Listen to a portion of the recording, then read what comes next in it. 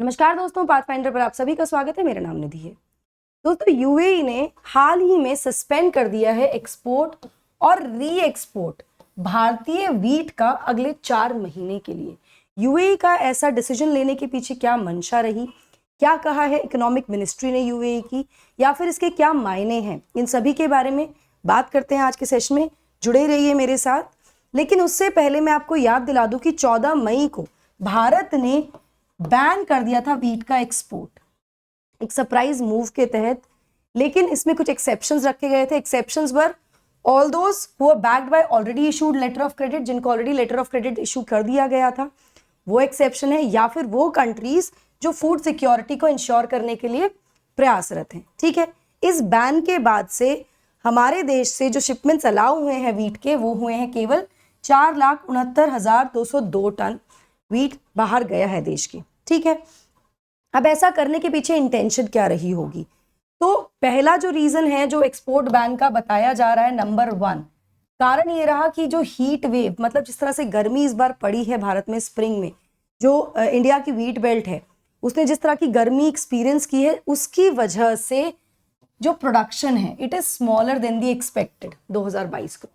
तो इसके लिए हम फिगर्स अगर देखें तो 2020, 21, 22 के आंकड़े यहाँ पर हैं, तो हम यहाँ देख सकते हैं कि there is a downfall in the growth rate. Production जो है वो 0.99% रिड्यूस हो गया। एक कारण ये रहा, ऑब्वियस सी बात है, भारत को अपनी जो फूड सिक्योरिटी है वो भी इंश्योर करनी है। दूसरा, इंडिया फेस कर रहा है rising food prices also, because for the simple reason, हमें सबको पता है, हम सबको इस बारे में ज्ञान है अबाउट रशिया यूक्रेन वॉर, जिसकी वजह से खाद्य संकट पूरे विश्व को झेलना पड़ रहा है या देखना पड़ रहा है। साथ ही रीजन रहा लो प्रोक्योरमेंट का। इस बार जो प्रोक्योरमेंट था अंडर दी एमएसपी स्कीम, वो भी क्या रहा, रिलेटिवली कम रहा। ये भी कारण रहे, जिसकी वजह से इस प्रोक्योरमेंट की कमी की वजह से भी, यही प्रोक्योरमेंट है जो एक्चुअली एक्स्ट्रा जो वीट होता है सरकार एक्सपोर्ट करती है, बाहर भेजती है। इस कारण से भी एक्सपोर्ट को कर्ब करना पड़ा, ताकि देश में डोमेस्टिक यूज के लिए सप्लाई जो है वीट की वो कम ना पड़ जाए। इन्हीं सब बातों के बारे में विस्तार से बात करते हैं दोस्तों। बिफोर मूविंग फॉरवर्ड, ये मेरा प्रोफाइल है, यहाँ पर ये टेलीग्राम चैनल है जहाँ पर आप मुझसे जुड़ सकते हैं मेरी क्लास के पीडीएफ्स और क्लास शेड्यूल्स के लिए। आप मुझसे जुड़ सकते हैं अनअकैडमी ऐप पर भी for my special classes and plus courses with the code NDLive10 दोस्तों। These classes are absolutely free here. Why Unacademy? Unacademy gives you widest range of benefits. Doubt solving sessions हैं, daily answer writing practice होती है, live mentorship, unlimited views of on lectures, और साथ ही जो results हम साल दर साल प्रोड्यूस कर रहे हैं। नाउ, वीट एक्सपोर्ट की अगर मैं बात करूं भारत के, तो कुछ महत्वपूर्ण बिंदु हैं जिन पर हमें नजर डालनी है। जैसे कि जिस तरह से रशिया यूक्रेन क्राइसिस की वजह से एक डिमांड जो थी वो बढ़ी ग्लोबल स्तर पे, जिसने आउटपेस कर दिया प्रोडक्शन को। जो प्रोडक्शन हो रहा है उससे ज्यादा डिमांड बढ़ गई। जब प्रोडक्शन से ज्यादा डिमांड होगी, डिमांड ज्यादा है और प्रोडक्शन कम है, तो क्या होता है, प्राइस हो जाते हैं इंक्रीज। ऐसे में समस्या होती है होर्डिंग की, ब्लैक मार्केटिंग की। ये एक समस्या है, ठीक है, जिसकी वजह से वीट के प्राइसेस बढ़े, हाईएस्ट लेवल्स पे पहुंच गए इस डेकेड के। जैसा कि मैंने आपको बताया, 2020-21 में अगर मैं भारत की बात करूं तो भारत एक बहुत इंपॉर्टेंट वीट एक्सपोर्टर बन गया मिडिल ईस्ट और साउथ एशिया के लिए। ये एक नया एक्सपोर्टर उभर कर आया 2020-21 के समय पर। यू कैन सी दिस, मतलब आप यहाँ पर भी इस चार्ट में भी देख सकते हैं, करेक्ट। उसके बाद 21-22 के बाद भी जो वीट के एक्सपोर्ट थे भारत के, वो सिग्निफिकेंटली बढ़ रहे थे, with a record export reaching record 6.8 million. मतलब शुरुआती जो फाइनेंशियल ईयर है उसमें 6.8 मिलियन टन वीट हम एक्सपोर्ट कर चुके थे इस ट्रेड ईयर का, सॉरी, ठीक है। इसके साथ साथ जो इंडिया के एक्सपोर्ट मार्केट्स हैं वो एक्सटेंड हुई है किन किन कंट्रीज को भी, उन मार्केट्स को भी जहां से जिनको यूक्रेन ऑलरेडी वीट सप्लाई कर रहा था। अब इस क्राइसिस की वजह से Ukraine could not have done that, जिसकी वजह से इंडिया के पास वो मार्केट्स आई, तो इंडिया की मार्केट जो है वो भी एक्सपैंड हुई है। इसके साथ साथ इंडिया ने सजेस्ट किया इट में अलाउ, अब बैन लगा दिया हमने। बैन के बाद इंडिया ने ये जरूर कहा है कि ठीक है, हम कुछ एक्सेम्पशंस अलाउ करेंगे इस बैन के साथ। जो हमने बैन किया है वो किस आधार पे होगा, case by case basis for the government to government, मतलब सरकार पे डिपेंड करेगा, किस कंट्री के लिए बात हो रही है उस पर डिपेंड करेगा, क्या इंश्योर करने के लिए, फूड सिक्योरिटी रीजंस को इंश्योर करने के लिए, ठीक है। एक बात तो ये हुई। दूसरी चीज अगर हम इस टेबल को देखें तो मैं आपको यहां बता रही थी 2020-21 के आंकड़े, 21-22 में काफी ज्यादा बढ़ता हुआ दिख रहा है। वहीं 22-23 के फोरकास्ट हम यहां तक देख रहे हैं कि हमारा जो इस बार का उद्देश्य था फाइनेंशियल ईयर का, it was to touch 10,000 million tons, ठीक है। लेकिन अभी क्या हुआ है, इस बैन के बाद से this figure has come down to 8,000 million ton, मतलब 2,000 मिलियन टन का गिरावट यहां पर आ गई है। फाइनल आंकड़े क्या होंगे इसके बारे में ऑफ कोर्स फ्यूचर में बात करेंगे। अगर इंडिया के टॉप 5 क्रॉप एक्सपोर्ट डेस्टिनेशंस की मैं बात करूं 2020-21 की, जहां पे ये फिगर हमने बढ़ता हुआ देखा 21-22 फाइनेंशियल ईयर में, तो नंबर 1 पे बांग्लादेश रहा जहां पर सबसे ज्यादा क्वांटिटी एक्सपोर्ट होती है, नंबर 2 पे नेपाल है, नंबर 3 पे यूएई है। यूएई के डिसीजन के पीछे क्या कारण रहे, क्या इंटेंशन रहे, जानने का प्रयास करते हैं उसके बारे में। तो यूएई की जो मिनिस्ट्री ऑफ इकोनॉमी है उसने कैबिनेट रेजोल्यूशन पारित किया और इम्पोज कर दिया जो भी भारत से निर्यात होकर वीट आया है उसके एक्सपोर्ट या री एक्सपोर्ट पर सस्पेंशन लगा दिया, ठीक है, जिसको वो कह रहे हैं moratorium. Moratorium is basically suspension, कुछ पीरियड के लिए जो किया जाता है, ठीक है। यहां पर मतलब सभी वीट पर जो भारत से आ रहा है, ओरिजिनेटिंग फ्रॉम इंडिया।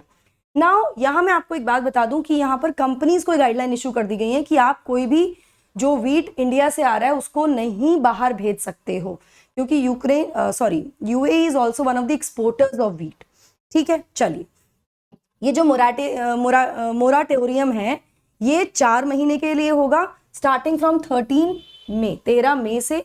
हम जानते हैं कि यह वो समय है जब भारत ने भी अपने यहाँ से वीट बैन को, जो वीट एक्सपोर्ट है उस पर बैन लगा दिया था।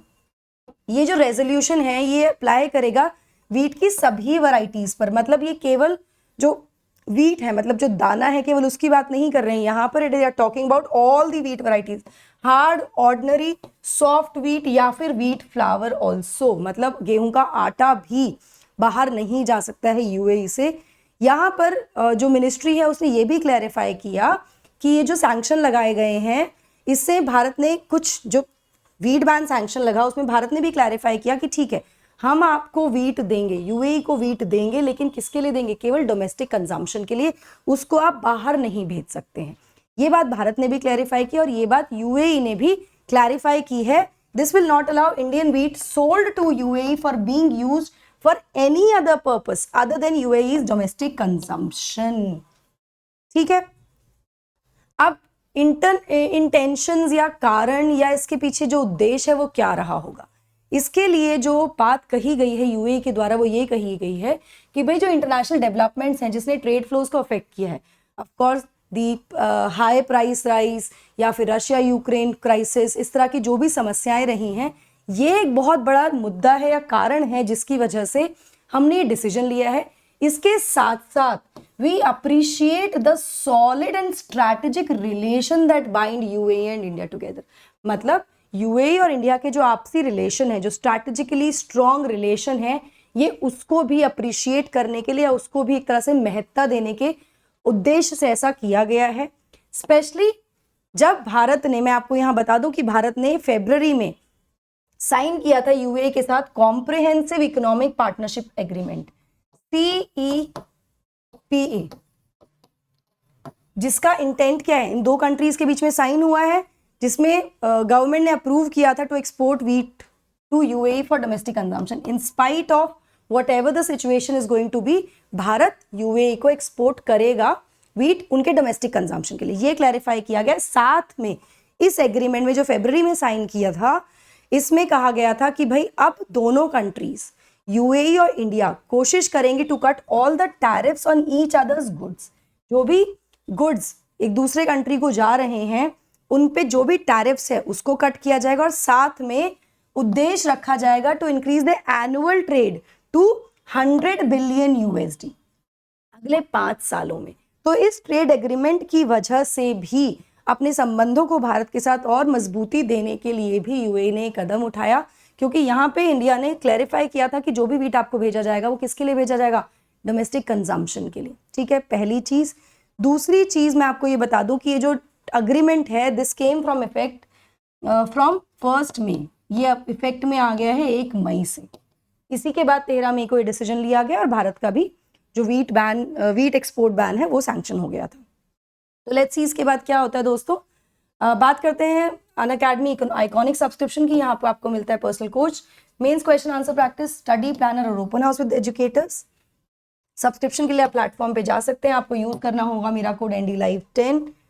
आप EMI फैसिलिटी या लोन भी अवेल कर सकते हैं अनअकैडमी प्लेटफॉर्म पे। पाथफाइंडर की वीकली करंट अफेयर्स टेस्ट होते हैं सैटरडे को 5 बजे।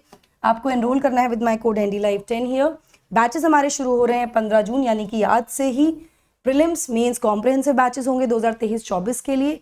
यहाँ पे आपको सेट ऑफ 20 GS बुक्स भी मिल जाता है जो कि क्यूरेट की गई हैं as per the latest trends of UPSC, और ये सभी 1 साल के या उससे ऊपर के GS और कॉम्बो सब्सक्रिप्शन पर अवेलेबल है।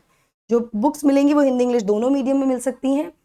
ऑप्शनल कार्निवाल की मैं बात करूं तो 5 तारीख से लॉन्च हो गए हैं 8 top optionals multiple languages Hindi English bilingual में। ये टॉप एजुकेटर्स हैं जो ये ऑप्शंस ले रहे हैं, ये भी यहाँ पर भी आप एनरोल कर सकते हैं। अगर आपको सेशन पसंद आया हो तो don't forget to like share and subscribe to the channel, also hit the bell icon so that आपको नोटिफिकेशन हमारे सारे लेटेस्ट अपडेट्स की मिलती रहे। That's it from my side, thank you so much. अगर सेशन बहुत पसंद आया, सेशन के अंत में NDLive10 लिखना बिल्कुल भी ना भूलें। That's it from my side guys, thank you so much, God bless you.